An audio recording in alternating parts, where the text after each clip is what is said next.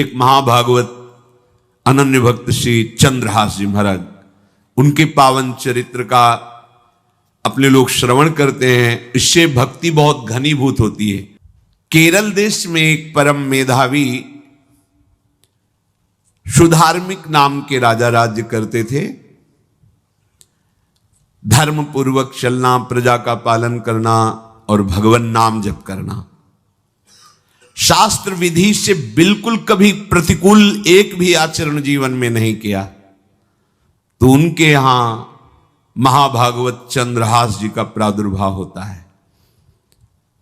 भगवान के भक्तों का जिस कुल में प्रादुर्भाव होता है, वो कुल, वो ग्राम, वो नगर, वो देश परम पूजनीय हो जाता है। ये महाभाग्यशाली मूल नक्षत्र में प्रकट हुए। लौकिक में अमंगल माना जाता है और भाव में देखो तो मूल कौन है? नक्षत्र भगवान। ऊर्ध्वमूल मधा शाखा मुसत्थम प्राहुरव्ययम, सबके मूल कौन है? श्री भगवान। किस नक्षत्र में पैदा हुए? मूल में, भगवत स्वरूप। और लोक में माना जाता है कि मूलन में पैदा हुआ है लड़का, अमंगल है, कुछ नष्ट ही होगा, संसार बड़ा विचित्र है। जैसे बालक रोता है ऐसे उनकी आवाज में निकला कृष्ण कृष्ण। बड़ा आनंद हुआ सुधार्मिक राजा को कि हमारे कोई महाभागवत पधारा है, क्योंकि ये भजन करके पूर्व जन्म में ऐसी भागवती की स्थिति प्राप्त की कि अबोध अवस्था में ही श्रीमुख से कृष्ण नाम निकल रहा है। आनंद उत्सव मनाया जा रहा है। राजा है, राजकुमार प्रकट हुआ, और दूसरी बात वो स्वयं भक्त हैं और भगवान का ऐसा भक्त जो जन्म लेते ही कृष्ण नाम उच्चारण किया। ये आनंद ज्यादा दिन टिका नहीं। रोज बधाइयां हो रही, आनंद उत्सव मनाए जा रहे।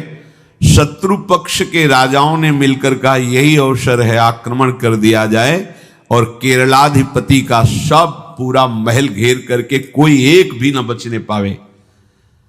शत्रु पक्ष के राजाओं ने घेर लिया, आसपास से राजा और सैनिकों ने घेर लिया। अब वो असावधान थे, आनंद में पुत्र हुआ है, बधाइयां, कोई संभावना ही नहीं थी। गुप्त रूप से शत्रु पक्ष के राजाओं ने आक्रमण करके घेर लिया।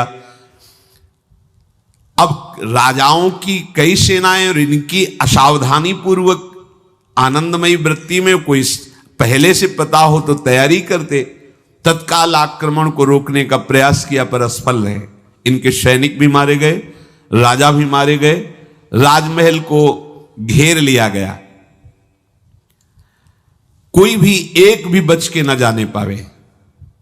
तो राजमाता जिनसे चंद्रहास जी का प्रादुर्भाव हुआ था, उन्होंने धाय मां को कहा कि मेरे पुत्र को बचाने में तुम समर्थ हो, मेरे तो प्राण नहीं बचेंगे, अगर ये लोग नहीं मारते तो मैं अपने पति के शव के साथ सती हो जाऊंगी। पहले ऐसी धार्मिक निष्ठा माताओं बहनों में होती थी कि धाय मां ने विचार किया कैसे बचा सकती हूं, आसपास तो सब सैनिक घेरे हुए हैं।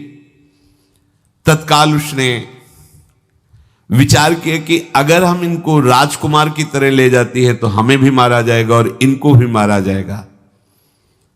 देखो कितनी विपत्ति जन्म लेते हैं। कोई प्रश्न कर सकता है कि महाभागवत जिनके घर में प्रकट हो तो वहां धन वैभव सुख संपत्ति बढ़नी चाहिए, यहां तो जन्म से ही जैसे वहां माता पधार गई, ये क्या है? तो श्री भगवान स्वयं कह रहे हैं यस्य तुष्टो हम पार्थ वित्तम तस्य हराम्यहम करोमि बंधु विच्छेदम सच कष्टेन जीवति। हे अर्जुन, मैं जिस पर बहुत प्रसन्न होता हूं, आप अपने ऊपर भगवान को बहुत प्रसन्न करना चाहते हैं, बहुत प्रसन्न करने में ये है, देख लो। कह रहे जिस पर मैं बहुत प्रसन्न होता हूं सबसे पहले उसका ऐश्वर्य नष्ट करता हूं, फिर क्या करता हूं? फिर बंधु बांधवों का, फिर क्या करता हूं? असाध्य रोग उसके शरीर में। बोले महाराज ये तुम प्रसन्न हुए हो कि पूरे के पूरे नाराज हो गए हो?